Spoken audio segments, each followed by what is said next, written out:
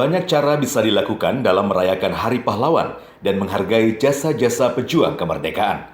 Seperti yang dilakukan pemilik bengkel modifikasi di Banjarmasin, memberikan layanan gratis kepada anggota veteran pejuang dan purnawirawan anggota TNI dan Polri di Hari Pahlawan selama 3 hari.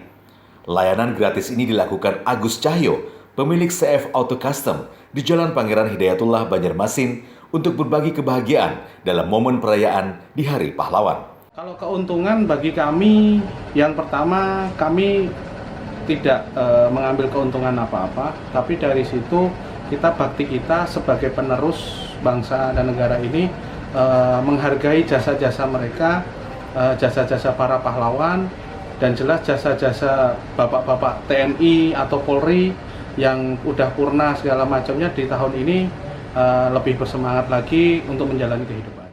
Bagi Agus, dia tidak merasa rugi dalam rangka saling berbagi, sebab apa yang dilakukan sebagai bentuk pengabdian kepada negeri dan mengenang jasa pahlawan, sekaligus tolak ukur untuk menjadi pribadi yang lebih baik ke depannya. Reviano, Kalsel 1 Net, Banjarmasin.